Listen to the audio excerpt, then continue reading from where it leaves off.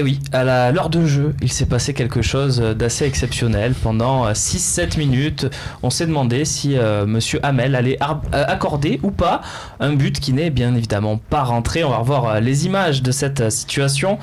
Une situation que Zubizarreta a dit après la rencontre qu'il n'avait jamais vu de toute sa carrière sur un terrain de foot. Et je pense que Jacques-Henri Hérault partageait son opinion, comme on a pu le voir, sur ça. Et on verra aussi une déclat de Jacques-Henri Hérault tout à l'heure. Oui, Loïc, qu'est-ce que tu veux dire? Moi j'aime bien parce que c'est pour ça que j'aime l'homme aussi. On est toujours les premiers, jamais les premiers. On est là, jamais les premiers. Voilà. Dans le bordel, même au niveau. Vous vous souvenez qu'en Coupe de la Ligue, il y avait eu une fois une tir au but, c'était d'Éric Roy. Le ballon avait tapé là-bas et rentré la ligne. C'est la première fois moi que je voyais ça et l'arbitre a dit non, il n'est pas rentré. On avait eu le cas inverse contre Lens. C'était à Caen. Contre Lens à Caen. Ça avait été délocalisé. C'était génial. Bravo. Mais oui, on l'a même pas pensé pour une fois. C'était même pas de fiche, bravo. Et donc, oui, Romain, tu voulais dire, toi, sur cette situation, ça fait partie du foot. Est-ce que tu penses qu'il y a quand même une grosse défaillance arbitrale là-dessus? Parce que là, oui. Évidemment, mais je n'explique pas l'élimination de l'OM par ça. C'est pas l'arbitre qui a ceinturé Abdenour sur le deuxième but. Les déclats d'après-match, pour toi, elles n'ont pas lieu d'être de la part de l'état-major olympien. Moi, je sais que c'est réclamé par tout le temps. Il faut parler sur l'arbitrage, après, regardez, dans les derniers jours du mercato, il faut recruter.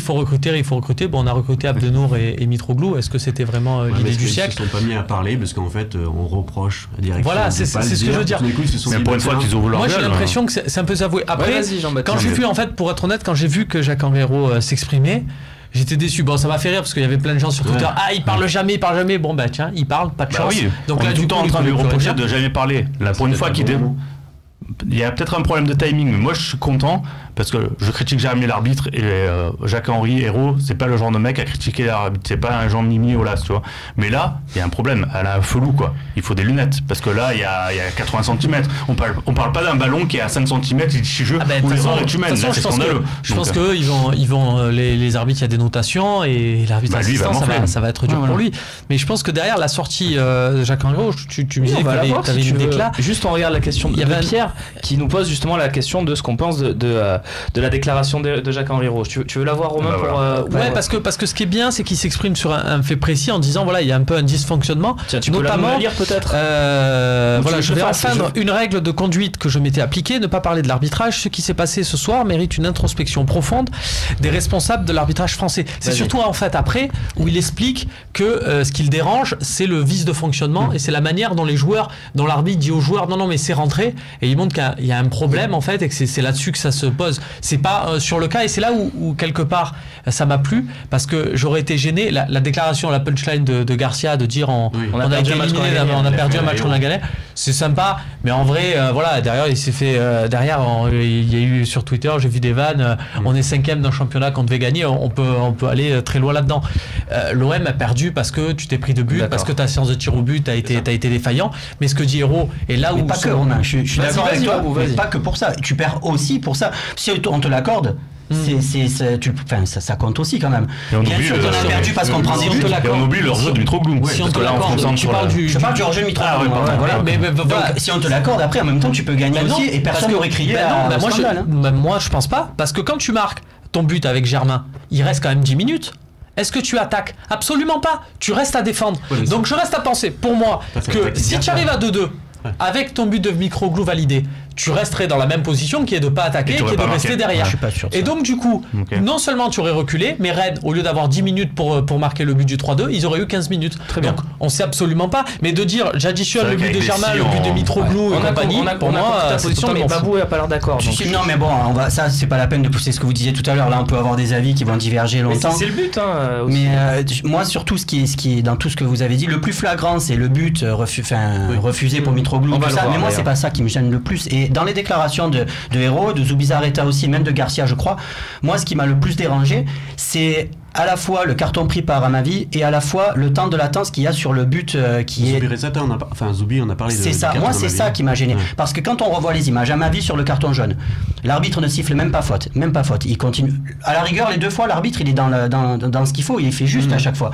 Et ensuite, c'est l'arbitre, le 4e arbitre, qui vient avec à peu près 2 minutes de retard sur l'action pour dire finalement oui, mais lui le carton jaune. Et pareil pour le but. Quand tu regardes, on a montré tout à l'heure l'image, le but qui soi-disant qui est rentré, qui est pas rentré.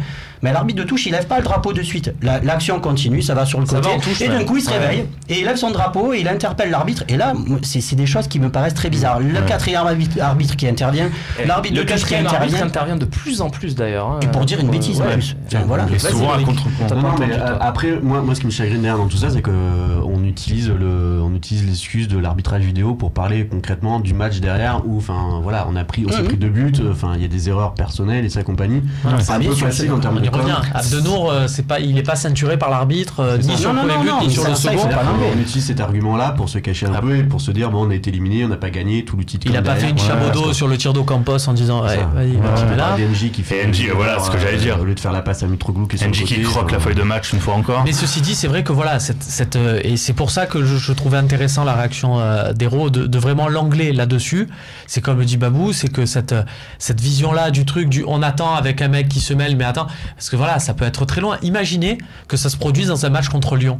Ouais. Le soupçon qu'on va avoir sur Jean-Michel Aulas, tous, c'est lui qui a passé un coup de fil, qui machin et compagnie. C'est dérangeant. Et même la réaction d'après, désolé de parler des médias, mais la réaction après de Canal, avec la relance, et à chaque fois d'insister sur le fait que Hérault soit descendu sur la pelouse comme si ça avait eu une influence, et ce plan qu'on nous a remontré 800 fois, d'autant qu'il n'est pas vraiment techniquement descendu sur la pelouse. Il n'est pas descendu sur la pelouse, mais on nous a montré qu'il a descendu 3 escaliers, on a vu ce plan là, on a l'impression que c'était un outil de lobby intense au Congrès américain. Enfin, c'était hallucinant. Après, l'OM a tout fait pour mettre la pression, et tant mieux, parce que au final, oui, on a vu un Rudy Garcia quasiment rentrer sur le terrain, menacé de poser des réserves. Moi j'ai vu des trucs, il y a Rolando qui allait parler pendant 10 minutes à l'arbitre assistant. Voilà, l'OM a fait ce qu'il fallait. L'OM se fait respecter, on l'a vu aussi à Montpellier, et ça c'est bien. Hashtag LiveTalk, voilà, posez vos questions, Twitter, Facebook, le forum. Zako qui nous dit l'arbitrage vidéo sera instauré en Ligue 1 et Ligue 2 l'année prochaine. Ça a été officialisé aujourd'hui, même si il faut encore quelques démarches auprès de la FIFA, l'UEFA, je ne sais plus exactement. Est-ce le match d'hier qui a tout déclenché? C'est une bonne question, parce que bien sûr que non, on en a parlé. Souvenez-vous juste l'analogie avec ce qui s'était passé avec Ocampos et la goal line technologique qui apparaissait bizarrement 10-15 jours plus tard. Voilà, donc est-ce que non, c'est pas. Franchement, c'est déconné. Si au niveau des instances, il suffit dirigeant, t'es celui d'un match scandaleux. On regarde tous les matchs de l'OM dans les instances, peut-être. Peut-être qu'ils ont interdit les mains au football après Vata. Peut-être on n'a pas fait gaffe. Non, mais ça revient. Il y a même Zizou qui en a parlé récemment avec le Real. Je pense qu'on est arrivé à une période où on peut pas y échapper. Donc même si on a fait un débat dans 36-15 sur ce sujet. Vidéo. Moi aussi. Parce que l'essence du foot, c'est l'erreur humaine. Pour moi, tu dois jouer un grand match comme tu dois jouer dans un quartier. Là, c'est vrai que ça dépasse malheureusement, même si moi je suis aussi farouchement contre. Je me dis que voilà, c'est pas notre ressort, les enjeux, les machins, voilà, les enjeux financiers au niveau des paris, au niveau de tout ce que ça représente en masse salariale. La France-Espagne qu'on a eu il y a pas longtemps, où il y a un vrai débat. C'est pas du foot, c'est plus du foot. Oui, on se transforme en foot américain, c'est les maths. En rugby. Et on perd du ressenti, de l'émotionnel, de l'humain, ce qui fait la passion du football, à mon sens. Le message est passé. On va rester sur quelque chose qui fâche. C'est Ayman Abdenour, et c'est tout de suite.